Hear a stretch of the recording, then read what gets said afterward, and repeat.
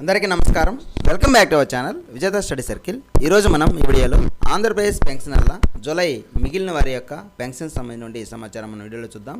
అంతకన్నా ముందుగా మన ఛానల్లో అందరికీ జీతాలు పెన్షన్లు జమ అయ్యే వరకు ఎప్పటికప్పుడు 100% ఖచ్చితమైన తాజా సమాచారంతో వీడియో చేయడం జరుగుతుంది. అలాంటి వీడియోస్ కావాలనుకుంటే మన ఛానల్ సబ్స్క్రైబ్ చేసుకుని ఫాలో అవ్వండి. ఈ ఆలస్యం చేయకుండా మన వీడియోలోకి వెళ్దాం.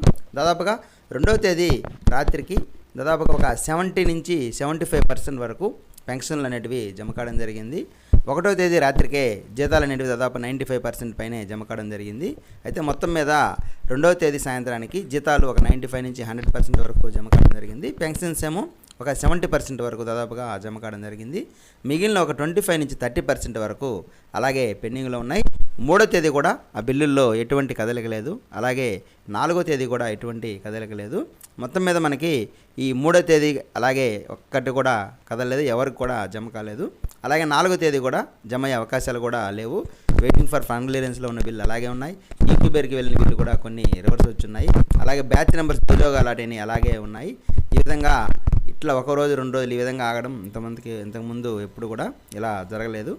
టెక్నికల్ ప్రాబ్లమో లేకపోతే అమౌంట్ లేకపోవడమో ఏదో కారణమో తెలియదు. కానీ మొత్తం మీద ఈరోజైతే వీరికి జమ కావు. మొత్తం మీద రేపు సోమవారం ఖచ్చితంగా ఈ మిగిలిన ఒక 25 నుంచి 30% పెన్షన్స్ ఏవైతే ఉన్నాయో ముఖ్యంగా రాయలసీమ జిల్లాల్లో ఎక్కువగా జమ కాలేనట్లుగా చెప్తున్నారు. ఎవరికి కూడా జమ కాలేదు. ఈ 4 రాయలసీమ జిల్లాలో తప్ప మిగతా 7 జిల్లాల్లో అందరికీ కూడా జీతాలు పెన్షన్లు పూర్తి స్థాయిలో జమ అయ్యాయి. ఈ రాయలసీమలో కూడా జీతాలు జమ అయ్యాయి కానీ పెన్షన్లు మాత్రం జమ కాలేదు. కాబట్టి మిగిలిన వారు ఈరోజు అయితే ఎదురు చూడాల్సినటువంటి అవసరం లేదు.